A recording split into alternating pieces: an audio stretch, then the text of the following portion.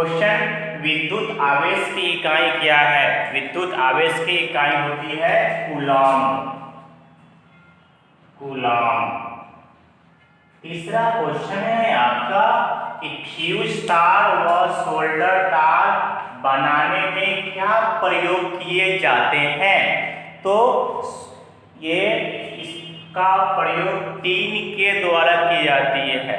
इसका हम प्रयोग में टीन का यूज करते हैं। अगला आपका क्वेश्चन है कि 80% निकेल व 20% क्रोमियम को मिलाकर कौन से मिश्र धातु तैयार किए जाते हैं? तो इसका आंसर है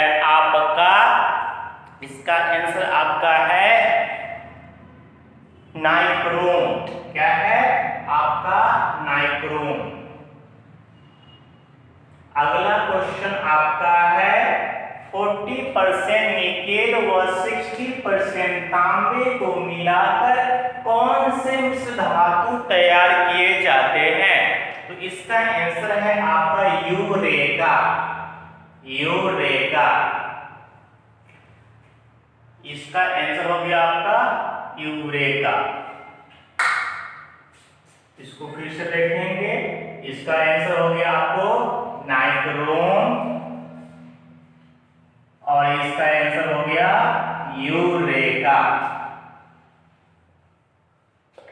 अगला क्वेश्चन है आपका कि धातु का ताप बढ़ाने से उसका प्रतिरोध क्या होता है?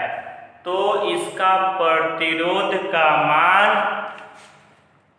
बढ़ता है। क्या होता है? इसका प्रतिरोध का मान बढ़ता है। अगला क्वेश्चन है कि चुंबकीय प्रेरण का मात्रक क्या होता है? तो चुंबकीय प्रेरण का मात्रक टेस्ला होता है। टेस्ला। अगला क्वेश्चन है आपका व्हीटस्टोन सेतु से क्या मापा जाता है? तो व्हीटस्टोन सेतु से उच्च प्रतिरोध तथा निम्न प्रतिरोध को मापा जाता है।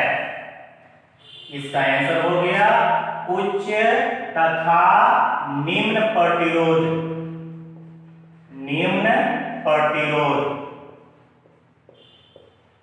अगला क्वेश्चन है आपका कि किसी चालक में आवेश के गतिमान की दर को क्या कहते हैं? तो आवेश की प्रवाह को हम विद्युत धारा कहते हैं। क्या कहते हैं? विद्युत धारा कहते हैं। अगला क्वेश्चन आपका है कि डीसी मोटरों की बनावट कैसी होती है? तो डीसी मोटर की बनावट सेम जनरेटर के समान होती है। तो डीसी जनरेटर के समान होती है।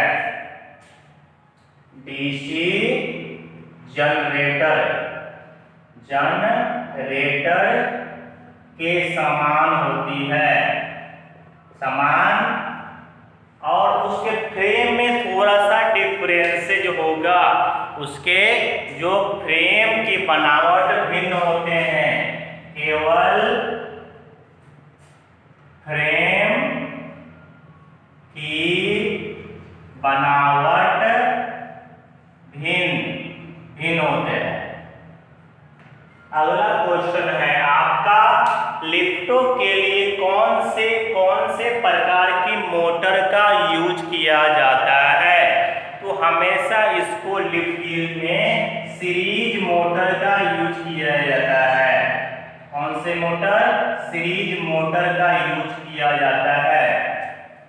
अगला क्वेश्चन है आपका, इंटरपोल किसके साथ श्रेणी क्रम में जुड़े होते हैं? तो इंटरपोल आपका आर्मेचर के साथ श्रेणी क्रम में जुड़े होते हैं। आर्मेचर के साथ। अगला क्वेश्चन है आपका कि यदि लोडेड शंट मोटर के फील्ड कनेक्शन अचानक डिस्कनेक्ट हो जाए तो क्या होगा? तो फ्यूज उड़ जाएगा। क्या होगा? फ्यूज आपका उड़ जाएगा। अगला क्वेश्चन है आपका कि टंगस्टन फिलामेंट लैंप में निष्क्रिय गैस क्यों भरी जाती है? निष्क्रिय गैस क्यों भरी जाती है? इसका उद्देश्य क्या है?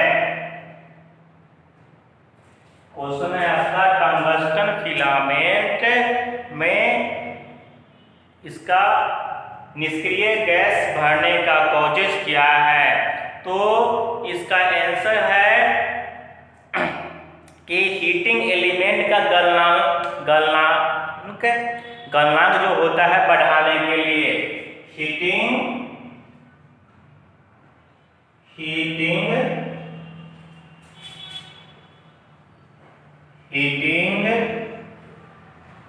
एलिमेंट का गलनांक बढ़ाने हेतु। अगला क्वेश्चन है कि मरकरी वाष्प लैंप की औसतन आयु कितनी होती है? तो इसका आंसर है आपका 3000 घंटे। 3000 घंटे इसका मरकरी लैंप का आयु है।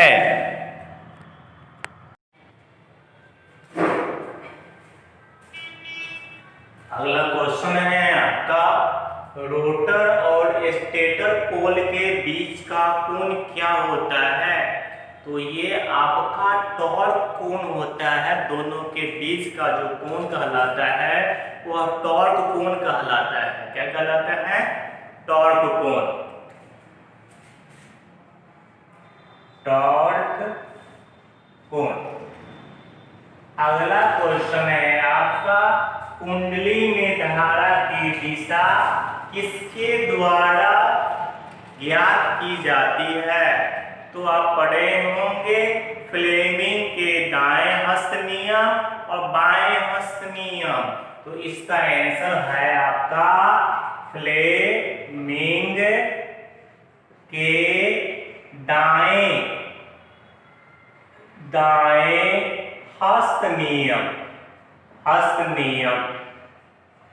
अगला क्वेश्चन है, ओवरलोड कॉइल का कार्य क्या है? ओवरलोड कॉइल का कार्य होता है कि ओवरलोड स्थिति में मोटर को ऑफ करना। ओवरलोड स्थिति में मोटर को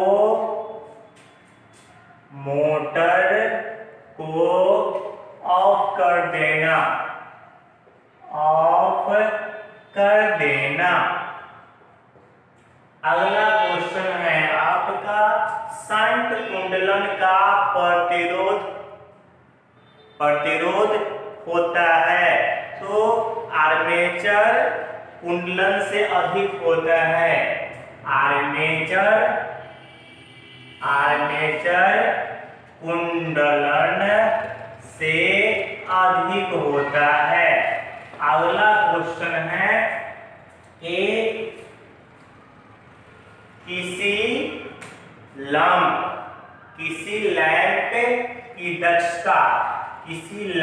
की दक्षता किसमें मापी जाती है? तो किसी लैंप की दक्षता ल्यूमन वाट में मापी जाती है। ल्यूमन पर वाट में मापी जाती है।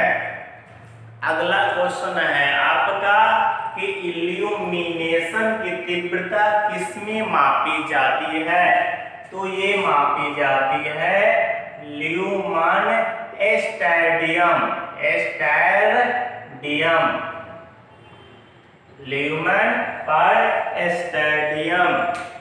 अगला क्वेश्चन है आपका विद्युत भट्टी की दक्षता क्या होती है? तो विद्युत भट्टी की दक्षता 75% से 100% होती है। अगला क्वेश्चन है आपका प्रतिरोधी हीटिंग आवर का तापमान किसके द्वारा नियंत्रित किया जाता है? तो नियंत्रित करने का काम थर्मोस्टेट के द्वारा किया जाता है। थर्मोस्टेट के द्वारा। अगला क्वेश्चन है आपका किरचॉफ के लूप नियम किसके संरक्षण के सिद्धांत पर कार्य करता है? किसके नियम पर आधारित है? तो ये आवेश के नियम पर आधारित है। आवेश के नियम पर आधारित है। अगला क्वेश्चन है आपका कि दो फेज सप्लाई में वाइंडिंग का विद्युतीय विस्थापन क्या होता है?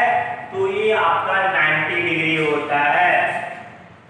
आपका अगला क्वेश्चन है समांतर परिपथ की कुल विद्युत धारा किसमें ज्ञात की जाती है? तो किरचॉफ नियम के द्वारा दी जाती है। किससे? यानी कि किरचॉफ नियम के द्वारा ज्ञात किया जाता है। अगला क्वेश्चन है कि CO2 फायर एक्सटिंग्विशर का प्रयोग कहाँ करते हैं? तो CO2 या CTC फायर एक्सटिंग्विशर का प्रयोग बिजली से लगी आग को बुझाने में किया जाता है। बिजली से लगी आग को बुझाने में किया जाता है।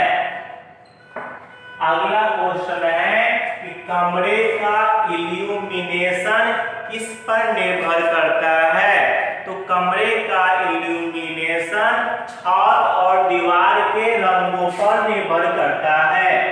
छत और दीवार के रंगों पर निर्भर करता है। अगला क्वेश्चन है शोल्डर का गलनांक बिंदु क्या है? तो शोल्डर का गलनांक बिंदु होता है 205 डिग्री से। 205 डिग्री से। अगला है बिजली से लगी आग को बुझानी है तो किस चीज का प्रयोग नहीं करना चाहिए? तो वाटर यानी पानी का प्रयोग हमें नहीं करना चाहिए। तो ये था आपका 31 लाइनर क्वेश्चन जो कि आपका इंपॉर्टेंस है एंट्रेंस एग्जाम हेतु या सेमेस्टर एग्जाम हेतु। तो ये कैसा लगा आप हमें कमेंट करके बताएंगे। तो अच्छा लगा हो तो इसको लाइक करें, सब्सक्राइब करें और शेयर करें। अगर किसी तरह का डाउटेबल क्वेश्चन हो तो कृपया कमेंट में बताएं, क्योंकि मैं कमेंट को पढ़ता हूं और मैं कमेंट को पढ़ूंगा। आपका क्वेश्चन होगा तो मैं आपका क्वेश्चन का आंसर अगले वीडियो में देने की कोशिश करूंगा। धन्यवाद।